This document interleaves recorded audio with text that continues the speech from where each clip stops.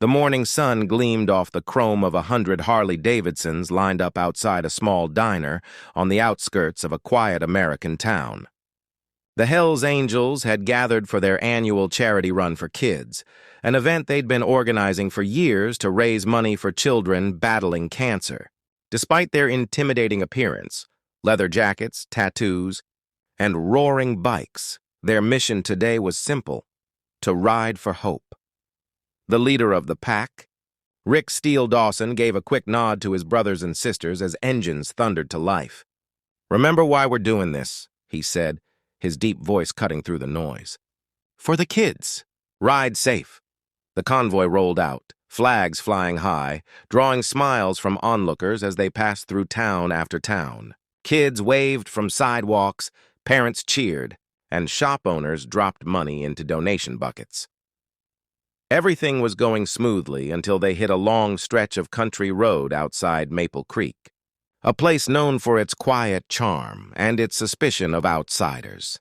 Up ahead, a rusty pickup truck had broken down right in the middle of the road. The bikers slowed, and Rick signaled to stop. A few of them got off their bikes to help move the truck, but the driver, a middle-aged man with a hard stare, shouted, "Stay back! Don't touch my truck!" Tension filled the air. Locals watching from a nearby gas station whispered to each other, clutching their phones. Within minutes, someone had called the police, claiming the Hells Angels were causing trouble. Sirens wailed in the distance. "Great," muttered Tommy, one of the younger riders. "We stopped to help, and they think we're starting a war." The police cars arrived fast, 3 of them, blocking both ends of the road. Officers stepped out cautiously, hands hovering near their holsters. "Everybody stay where you are," one of them barked. The bikers, though frustrated, kept calm. Rick raised his hands, showing no threat. "We're here for charity, officer. Kids' hospital in Denver. We ain't looking for trouble." But the locals didn't believe it. Murmurs spread through the small crowd that had gathered. "They're dangerous. They run drugs.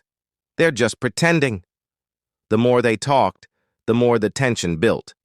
Cameras were pulled out, phones recorded every move, and soon the bikers, men and women who had come to do good, were surrounded by suspicion. The wind picked up, carrying dust and unease. Rick's hand tightened on his vest patch, the red and white wings that had brought him brotherhood but also endless judgment. He looked at his crew. They stood silent, their good intentions buried under the weight of public fear. Just then, from across the road, a frail elderly man with a cane began walking toward the scene. His steps were slow but steady, his eyes fixed on Rick. No one knew yet that this stranger was about to turn everything around because he recognized the man leading the bikers as the same one who had once saved his life years ago. All eyes turned as the elderly man made his way toward the tense standoff. His cane clicked against the pavement, his posture frail yet firm. The officers shouted for him to step back, but he kept walking.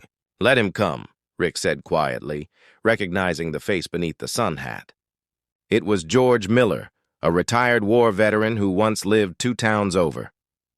George stopped between the police and the bikers, his breathing heavy but steady. "You've got this all wrong," he said, his voice trembling but filled with conviction. "These men aren't trouble. They're the ones who helped me when no one else did." The crowd went silent. Even the police hesitated. George turned toward Rick, his weathered eyes softening. "You probably don't remember me, son, but 5 years ago, you pulled me out of a wreck on Highway 16. My car had flipped in the snow, and everyone drove by except you." Rick's eyes widened as the memory returned. He remembered the night, the freezing rain, the overturned car, the broken man trapped inside. He had wrapped George in his jacket and waited for help, then disappeared before anyone could thank him. George faced the officers now. "I owe my life to this man and his club." "You think they're criminals?" "You're wrong. They're heroes in leather." A murmur swept through the crowd. The same people who had whispered insults now stood speechless. One of the officers lowered his hand from his holster, his expression softening. "Sir, is what you're saying true?" he asked. George nodded firmly. "These bikers ride every year to raise money for the Children's Hospital in Denver.